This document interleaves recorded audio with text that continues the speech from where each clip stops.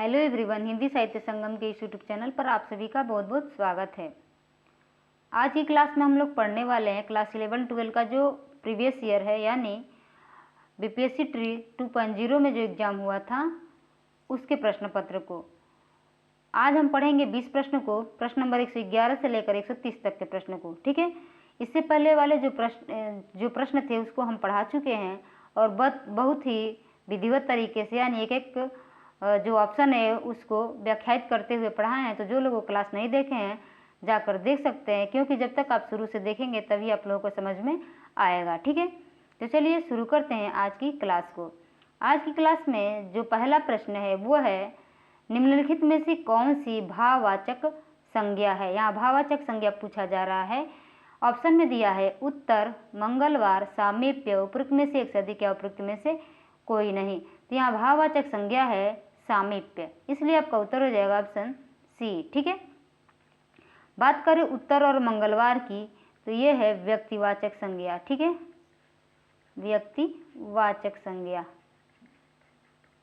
व्यक्तिवाचक संज्ञा। ठीक है, बढ़ते हैं अगले प्रश्न की तरफ। प्रश्न नंबर 112, निम्नलिखित में से कौन सा गुणवाचक विशेषण है। यहाँ विशेषण पूछा जा रहा है। ऑप्शन में दिया है दूना, सब, कुछ, उपयुक्त में से एक से अधिक या उपयुक्त में से कोई नहीं। उत्तर आपका क्या हो जाएगा, गुणवाचक विशेषण पूछा जा रहा है।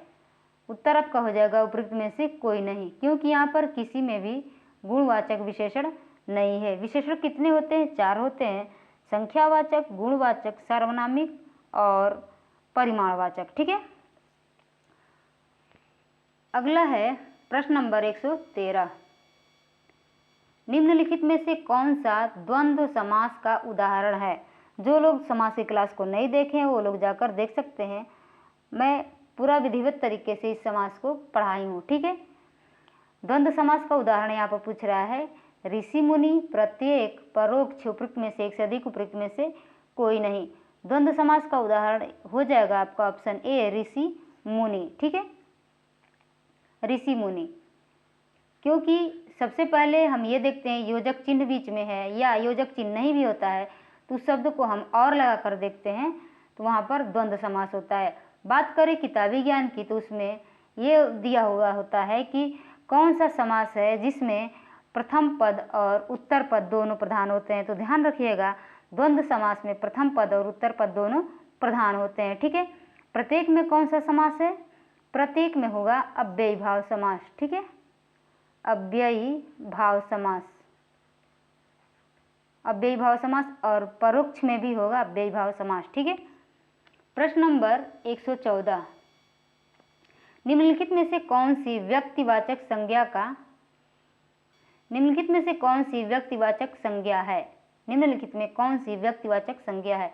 वाहन, कलम, पानी, उपयुक्त में से एक से अधिक या उपयुक्त में से कोई नहीं। उत्तर हो जाएगा आपका उपयुक्त में से कोई नहीं, क्योंकि यहाँ पर कोई भी व्यक्तिवाचक संज्ञा का उदाहरण नहीं है। वाहन हो गया, कलम हो गया और पानी, ये तीनों जातिवाचक संज्ञा है। ठीक है, यहाँ तो ये तो द्रव्यवाचक हो जाएगा, पानी द्रव्यवाचक हो जाएगा, कलम जातिवाचक हो जाएगा और द्रव्यवाचक जातिवाचक, और वाहन भी हो जाएगा जातिवाचक। ठीक है, अगला प्रश्न है प्रश्न नंबर 115,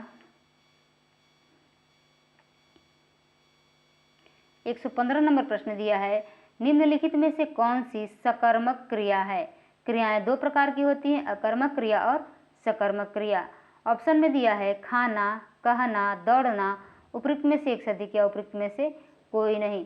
तो खाना भी होगा, कहना भी होगा और दौड़ना भी होगा, उपयुक्त में से एक से अधिक हो जाएगा आपका उत्तर। ठीक है, option D is right answer. प्रश्न नंबर 116 है, प्रश्न नंबर 116 दिया है, निम्नलिखित में से कौन सी समास की परिभाषा है। और इसको स्टार लगा लीजिए, क्योंकि ये फिर दोबारा पूछा जा सकता है। समास की परिभाषा, समास में 2 या 2 से अधिक वर्णों का संयोग होता है। शब्दों पर ध्यान दीजिएगा, समास में 2 या 2 से अधिक वाक्यों का संयोग होता है और समास में दो या दो से अधिक पदों का संयोग होता है। उपयुक्त में से एक से अधिक या उपयुक्त में से कोई नहीं। आपको ध्यान देना है कि समास में क्या किस चीज़ को जोड़ा जाता है, वर्णों को जोड़ा जाता है या वाक्यों को या पदों को।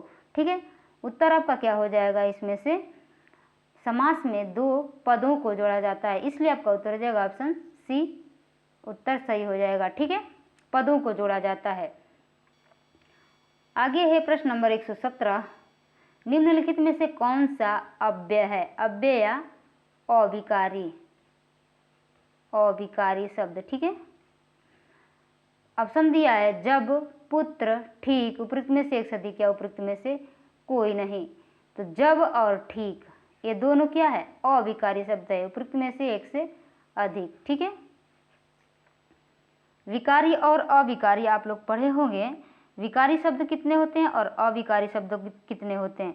विकारी शब्द भी 4 होते हैं और अविकारी शब्द भी 4 होते हैं। विकारी शब्द में कौन कौन सा आएगा, संज्ञा, सर्वनाम, क्रिया विशेषण और क्रिया विशेषण। संज्ञा, सर्वनाम, विशेषण, क्रिया, ये 4 हो जाएंगे विकारी में।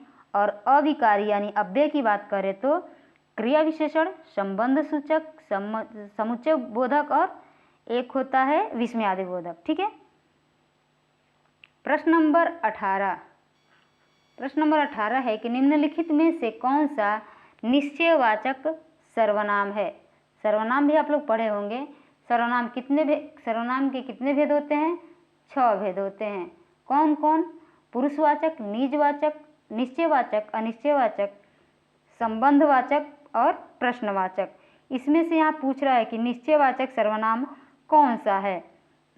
ऑप्शन दिया है कोई, यह, जो, उपयुक्त में से एक से अधिक, उपयुक्त में से कोई नहीं। तो यहाँ आपका उत्तर क्या हो जाएगा, यह। यह और वह जो होता है वह निश्चयवाचक सर्वनाम में आता है। कोई कुछ अनिश्चयवाचक सर्वनाम में आता है, जो सो संबंधवाचक सर्वनाम में आता है। ठीक है, ये ध्यान रखिएगा, कई बार मैं बता चुकी हूँ। ठीक है, अगला प्रश्न है प्रश्न नंबर 119, निम्नलिखित में से कौन सा पुल्लिंग शब्द है। पुल्लिंग शब्द है। व्याकरण के प्रश्न बहुत ही पूछे गए हैं और एक भी पोर्शन नहीं छोड़ा गया है कि व्याकरण का।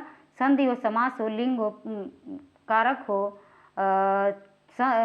कारक हो और ये अनेक शब्दों के एक शब्द हो, शुद्ध हो, अशुद्ध हो, विलोम हो, पर्यायवाची हो, कोई चीज़ नहीं छोड़ा गया है। ठीक है, तो यहाँ पूछ रहा है कि निम्न में से कौन सा पुल्लिंग शब्द है। ऑप्शन में दिया है अकड़, अफवाह, स्पर्श, उपयुक्त में से एक से अधिक या उपयुक्त में से कोई नहीं। उत्तर आपका हो जाएगा, पुल्लिंग शब्द पूछ रहा है स्पर्श।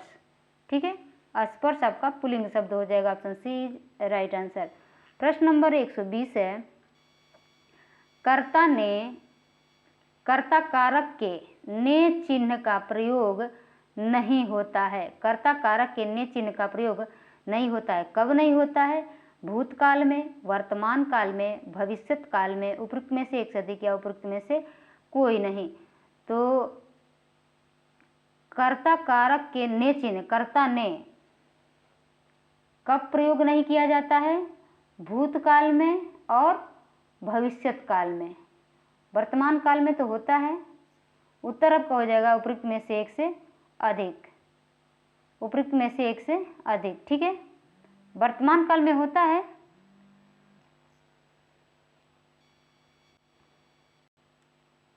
प्रश्न नंबर 121, निम्नलिखित में से कौन सा शुद्ध शब्द है।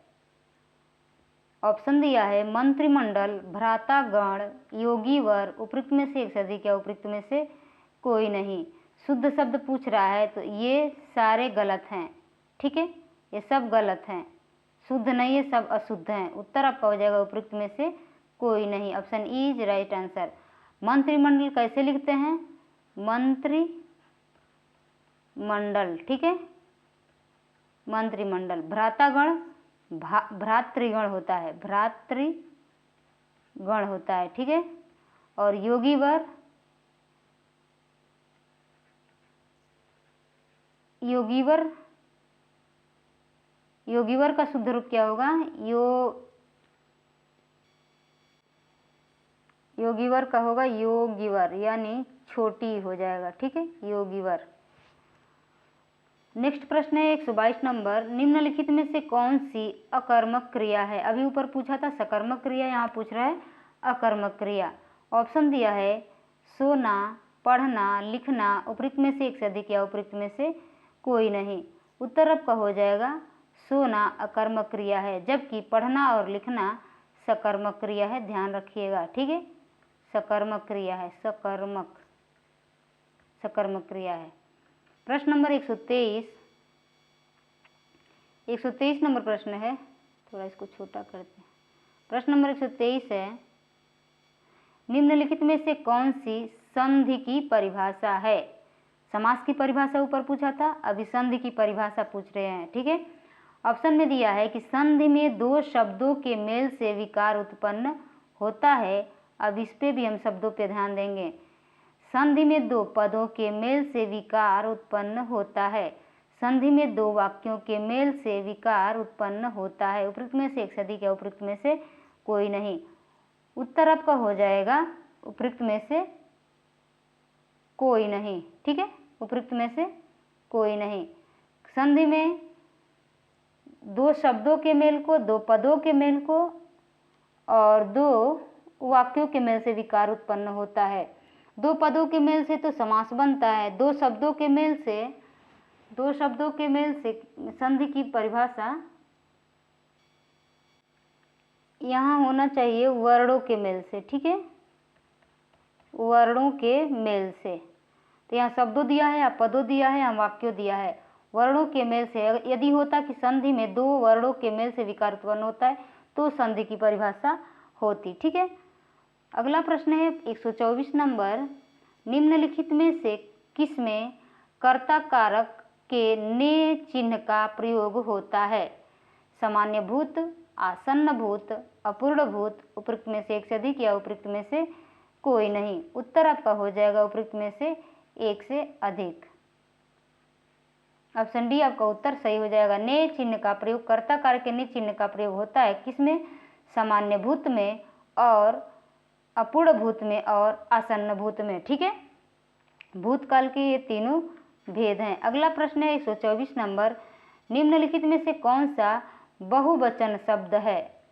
बालक, प्राण, आदमी, उपयुक्त में से एक से अधिक या उपयुक्त में से कोई नहीं। तो याद रखिएगा प्राण हमेशा बहुवचन होता है। ठीक है, इसलिए आपका उत्तर हो जाएगा ऑप्शन बी। बालक क्या है और आदमी क्या है ये संज्ञा में आएंगे। ठीक है, बालक एक वचन है और आदमी भी एक वचन है, लेकिन संज्ञा की बात करें तो ये जातिवाचक में और ये भी जातिवाचक में आएगा। ठीक है, बहुवचन के लिए बालकों होना चाहिए और आदमियों। ठीक है, अगला है 126 नंबर, निम्नलिखित में से कौन सा क्रिया विशेषण है? क्रिया विशेषण पूछ रहा है।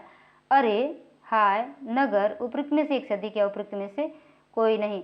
तो इसमें कोई सही नहीं है, क्रिया विशेषण कोई नहीं, क्योंकि यहाँ पे कोई भी क्रिया नहीं हो रही है और न ही क्रिया की कोई विशेषता बताई जा रही है। ठीक है, इसलिए यहाँ पे उपयुक्त में से कोई नहीं होगा।